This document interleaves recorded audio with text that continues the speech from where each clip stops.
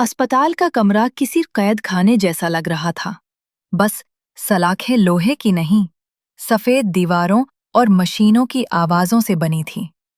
वो मशीनें हर एक मेरी जिंदगी और मौत के बीच की पतली लकीर को गिन रही थीं, जैसे किसी अदृश्य घड़ी की टिक टिक। हवा में दवाइयों की गंध भारी थी, निराशा और कीटाणुनाशक का अजीब सा मेल। बीच बीच में खून की हल्की तांबे जैसी गंध उस सबको और असली बना देती थी। ऊपर की ट्यूबलाइट सब कुछ पर बीमार सी पीली परत डाल रही थी, जैसे रोशनी भी थक चुकी हो। मैं अस्पताल के बिस्तर पर अटकी हुई थी। हिलने की कोशिश भी एक संघर्ष थी। मेरा पैर, वो कुचला हुआ, अब प्लास्टर और धातु के पिंजरे में लटका हुआ था। हर बार जब हवा धातु को छूती, एक ठंडी लहर मेरी हड्डियों तक उतर जाती। दर्द अब एक हिस्सा बन गया था, न पूरी तरह जागा हुआ, न पूरी तरह सोया हुआ। कभी धीमी सिहरन, कभी ऐसा झटका जो सांसें खींच ले। हर सांस, हर धड़कन जैसे मेरी सहन शक्ति की सीमा नाप रही थी। मेरे बगल की मेज पर एक सादा सा गिलास रखा था, जिसमें कुछ जैतून के फूल थे।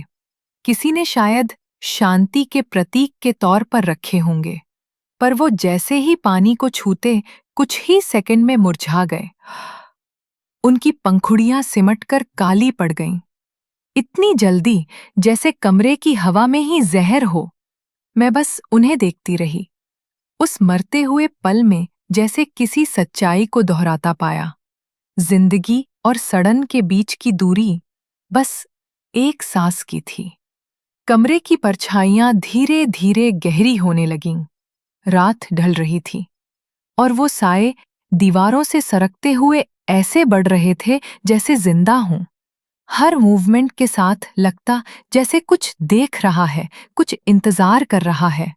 क्रिस्टोफर अभी भी मेरे पास बैठे हुए थे, मेरी चिंता करते हुए, मेरा ख्याल रखते हुए। वो नहीं जाएंगे, मैंने मन में कहा। मैं सुन सकती थी उनकी सांसें, धीमी, टूटी सी, लेकिन वहीं पास, वो मेरे बिस्तर के पास बैठे हुए थे। अब भी मुझे देख रहे थे, अब भी मुझसे प्यार कर रहे थे, और यही मुझे तोड़ रहा था। श्राप नजदीकी पर पलता है। जब भी वो पास आते, कमरे की हवा ठंडी पड़ जाती। मॉनिटर का बीप बीप बेतरतीब तेज हो जाता, जैसे मेरा दिल खुद पहचान लेता हो वो खतरा जो प्यार के रूप में मेरे सामने बैठा था।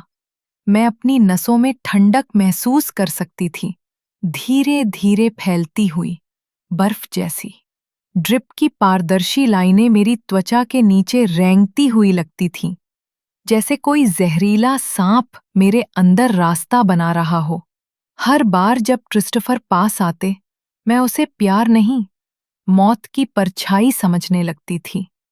और फिर भी मैं चाहती थी कि वो पास रहे, क्योंकि मैं चाहे कितना भी नाकारूं, पर सच यही था कि मैं उनसे बेइंतहा प्यार करती हूं, हमेशा करती थी।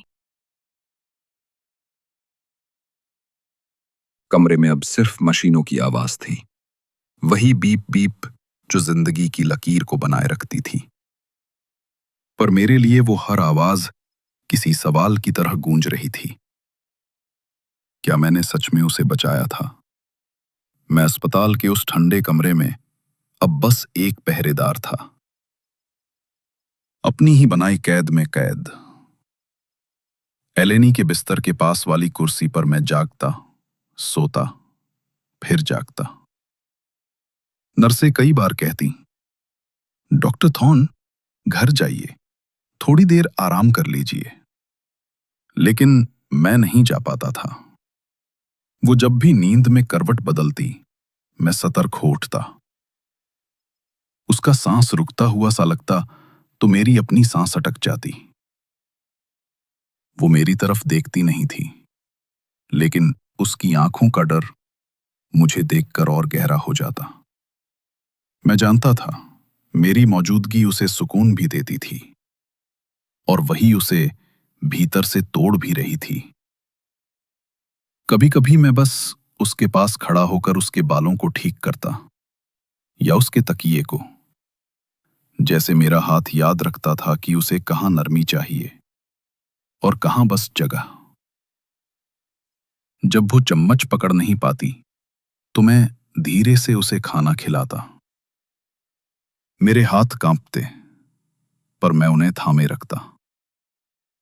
डॉक्टर बनकर नहीं, किसी ऐसे आदमी की तरह जिसने सब कुछ खो दिया हो और फिर भी जाने की हिम्मत ना हो।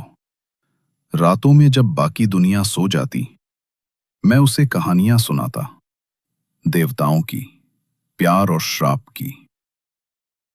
वो कहानियां किसी पुराने मंदिर की गूंज जैसी थीं, धीमी, थकी हुई और सच्चाई से ज्यादा दर्द पर टिकी हुई।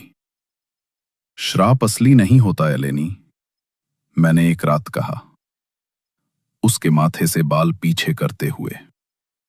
ये बस तेरे दिमाग का खेल है। वो तुझे बचाने की कोशिश कर रहा है, अपने तरीके से। उसकी आंखों में आंसू भर आए। उसने गिलास में रखे जैतून के फूलों की तरफ देखा, जो कुछ ही मिनटों में काले पड़ चुके थे। तो ये क्यों मर जाते हैं? उसने धीमी आवाज में पूछा। परछाइयां क्यों हिलती हैं जब कोई नहीं होता? वो वो देख रहा है क्रिस्टोफर। मैंने गहरी सांस ली, अपनी झुकी हुई कमर सीधी की और धीरे से कहा, क्योंकि तू डरी हुई है। और जब इंसान डरता है, उसका दिमाग उसे ऐसी चीजें दिखाता है जो असल में नहीं होती। लेकिन उस वक्त मैं भी झूठ बोल रहा था, क्योंकि मैं भी कभी कभी उस कमरे की परछाइयों को देखता था, जो दीवारों पर रेंगती थीं, जैसे जिंदा हूं। रातें बीतती गईं। उसकी हालत सुधरनी चाहिए थी, पर नहीं सुधरी। फिर वो रात आई जब उसका डर हद से ज्यादा बढ़ गया। Please Christopher. उसकी आवाज टूटी हुई थी, आंखों में नींद नहीं, बस बेचैनी थी। घर जाओ, बस एक रात के लिए। तुम्हारे रहते मैं सांस नहीं ले पा रही। मैंने सिर हिलाया, उसके हाथ को थामा। मैं तुझे अकेला नहीं छोड़ सकता, उसने झटका दिया। हर बार जब तुम पास आते हो, मुझे लगता है दीवारें सिकुड़ रही हैं, हवा भारी हो रही है। तुम मौत हो, मेरी मौत। उसके चिल्लाने से पूरा कमरा गूंज उठा।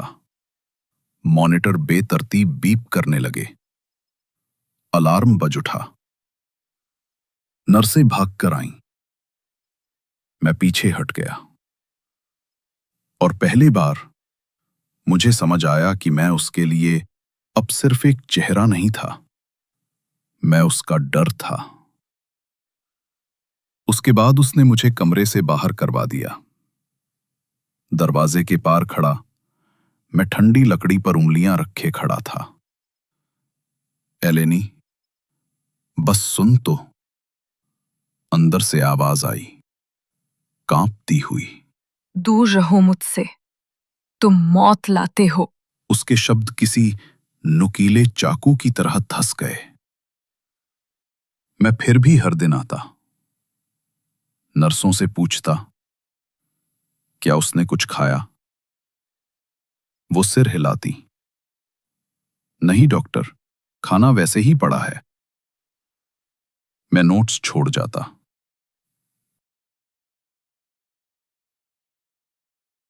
वक्त बीता। अलिनी ने आखिरकार डिस्चार्ज ले लिया। वो अपने पुराने अपार्टमेंट में लौट गई, जो अब उसे अपना नहीं लगता था। मैंने सोचा शायद अकेले रहना उसे राहत देगा, पर राहत मुझे चाहिए थी। मैं अपने ऑफिस में बैठा था। कैंपस की खिड़की के पार स्टूडेंट्स हंसते बोलते घूम रहे थे। मेरी जुबान किसी देवता का नाम ले रही थी, हैकेट, ब्रह्म की देवी। पर मेरा दिमाग उसी पर अटका था, उसकी आंखों पर, जो अब मुझे देखकर कांपती थीं। रात को मैं रिसर्च पढ़ता, ट्रॉमा और ब्रह्म, लव एंड डिल्यूजन। हर किताब एक आईना थी जिसमें मैं खुद को देखता। वो आदमी जो किसी और की जान बचाना चाहता था, लेकिन धीरे धीरे उसका डर बन गया। एक शाम मैं उसके अपार्टमेंट के नीचे खड़ा था। वो खिड़की पर थी, हाथ में चाय का कप, बालों पर धूप गिर रही थी। कुछ पल के लिए लगा सब ठीक है, फिर उसने मुझे देखा। चेहरे पर वो पुराना प्यार नहीं था, बस डर था। वो उठी और खिड़की बंद कर दी। मैं नीचे खड़ा रहा, उस बंद खिड़की के सामने। हाथ में उसका पसंदीदा सैंडविच था जो ठंडा हो चुका। धीरे से बोला, क्या हम कभी वापस मिल पाएंगे, वहां जहां सिर्फ प्यार होगा? पर जवाब सिर्फ हवा थी, खाली, और उतनी ही एम्प्टी और अकेली।